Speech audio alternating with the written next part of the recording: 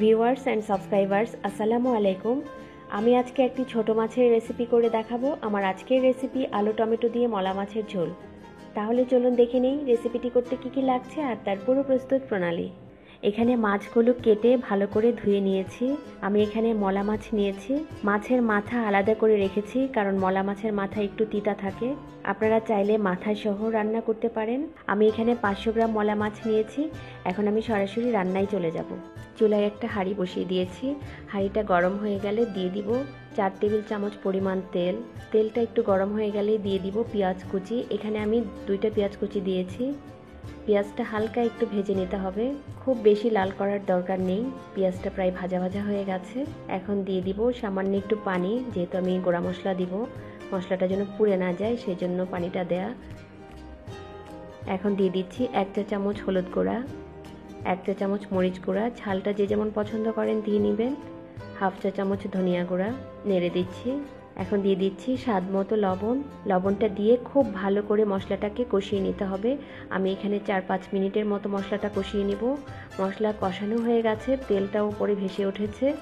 এখন দিয়ে দিব আলু। এখানে আমি আলুগুলো একটু চিকন করে কেটে নিয়েছি। আমি 6টা লাল আলু নিয়েছি। এখানে মশলার সঙ্গে আলুটা খুব ভালো করে নেড়ে মিশিয়ে আলুগুলো একটু কষিয়ে নিতে হবে। আলুটা সেদ্ধ হওয়ার জন্য সামান্য একটু পানি দিচ্ছি। এইভাবে নেড়ে 3-4 মিনিটের জন্য ঢেকে দিব। তাহলে ফিরে আসছি 4 মিনিট পর।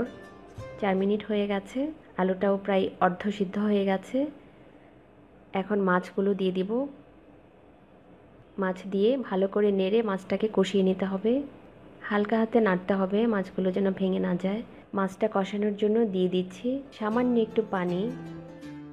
ভালো করে নেড়ে ঢেকে দিব 3-4 মিনিটের জন্য। 4 মিনিট হয়ে গেছে। এখানে মাছগুলো কষানো হয়ে গেছে। আমি এখন নাড়বো না, দিয়ে দিচ্ছি ফুটানো গরম পানি। ঝোলটা আসলে যে যেমন রাখতে চান সেভাবেই দিয়ে নেবেন। আমি এই পরিমাণ ঝোল রাখবো। আর রান্না হওয়ার জন্য দিয়ে দিচ্ছি আরও একটু পানি। এখন দিয়ে দিব টমেটো। এখানে আমি 2টা টমেটো এইভাবে কেটে নিয়েছি। টমেটোগুলো দিয়ে একটু নেড়ে দিব। এখন দিয়ে দিব কাঁচামরিচ। আমার মতো যদি একটু ঝাল পছন্দ করেন তাহলে এভাবে একটু ফেড়ে দিবেন, আর নয়তো আস্তই দিবেন। আমি কাঁচামরিচগুলো দিয়ে দিচ্ছি। এখন ঢেকে দিব 6-7 মিনিটের জন্য। 7 মিনিট হয়ে গেছে। এখন দিয়ে দিচ্ছি ধনেপাতা কুচি। ধনেপাতাটা দিয়ে হালকা হাতে একটু নেড়ে দিতে হবে। আবারও ঢেকে দিব 4-5 মিনিটের জন্য। 5 মিনিট হয়ে গেছে। টমেটো সিদ্ধ হয়ে গেছে। আমার রান্নাটা প্রায় হয়ে গেছে। আমি এর চেয়ে আর বেশি ঝোল শুকাবো না, কারণ যেহেতু আলুর তরকারি, ঝোল এমনিতেই একটু টেনে যাবে। এখন দিয়ে দিব 1 টেবিল চামচ লেবুর রস।